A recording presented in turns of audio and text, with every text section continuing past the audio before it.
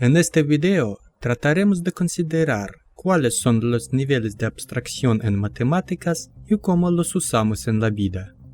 El primer nivel de abstracción es cuando ponemos en conformidad con algunas cosas independientemente de sus propiedades cualitativas, números y formas geométricas.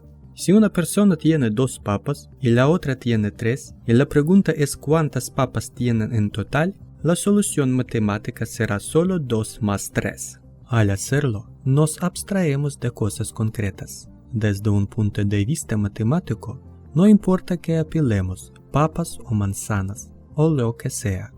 Por lo tanto, es en el primer nivel de la abstracción que surge, por ejemplo, la aritmética, la rama de la matemática que estudia los números. Este es el nivel de abstracción que usamos a diario, cuando, por ejemplo, compramos algo en una tienda. No en vano, el primer uso práctico de la aritmética fue en el comercio. Si en el primer nivel usamos números, en el segundo ponemos en uso las variables y las funciones. Estas variables pueden tomar, por ejemplo, valores de un conjunto de números. El segundo nivel de abstracción se usa en cualquier cálculo, cuando una cantidad depende de otra. Por ejemplo, ¿cuánto tiempo tomará un viaje en función de la velocidad promedio del automóvil a una distancia conocida? Por lo tanto, podemos introducir una función que muestra el tiempo de viaje en función de la velocidad. Las funciones en la escuela las encontramos cuando estudiamos trigonometría y logaritmos. Si hay diferentes funciones en el conjunto, podemos pasar al siguiente, el tercer nivel de abstracción. En términos simples, si en el segundo nivel convertimos un valor de un número en el segundo, entonces ahora estamos hablando de convertir una función en una segunda función.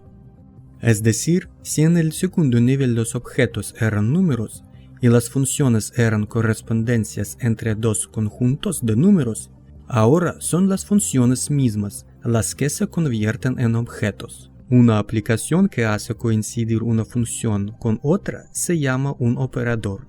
Es decir, en lugar de expresar una función de otra función, estamos hablando de un operador en el espacio de funciones. En la escuela, usamos este nivel de abstracción cuando integramos y buscamos una derivada. Es decir, por ejemplo, si una función y es igual a x al cuadrado y su derivada es y' de x es igual a 2x.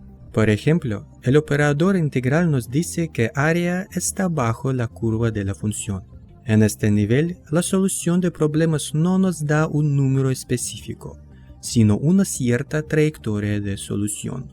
Dando un paso adelante, llegamos ya a la álgebra superior o abstracta, la rama de las matemáticas que estudia las relaciones cuantitativas y cualitativas en diversos tipos de sistemas algebraicos. Por ejemplo, en la álgebra de escuela operamos variables, y aquí operaremos un conjunto de funciones colocadas en el mismo espacio como elementos, y combinándolos entre sí obtendremos nuevas funciones. De ahí surge la idea de crear grupos y grupos de simetría, cuando para algún objeto hay un conjunto de transformaciones que este objeto conserva. Es así que las permutaciones del cubo de Rubik forman un grupo. Por cierto, Erne Rubik creó su famoso cubo cuando explicó a sus estudiantes la teoría de grupos.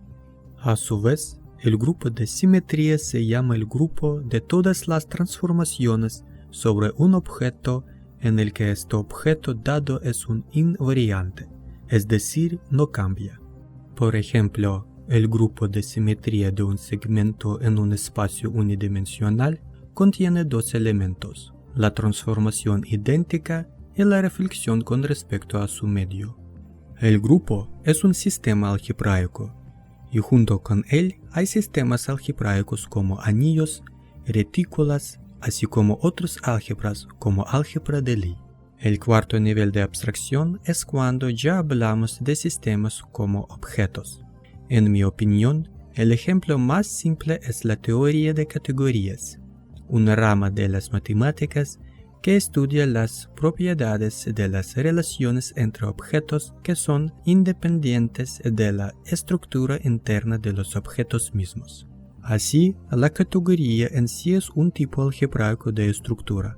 Los objetos de la teoría de categorías son las estructuras mismas, y los morfismos son las aplicaciones entre las estructuras. Por ejemplo, en la categoría de conjuntos, cuyos objetos son los conjuntos y cuyos morfismos son las aplicaciones entre estos. Para la categoría de grupo, cuyos objetos son los grupos y cuyos morfismos son los homomorfismos entre estos. Si hablamos del cuarto nivel de abstracción, se utiliza por ejemplo en campos de la informática, como la programación funcional y la semántica de lenguajes de programación. En términos más prácticos, la programación orientada a objetos es el tercer nivel de abstracción. El cuarto nivel es la construcción de la arquitectura de sistemas.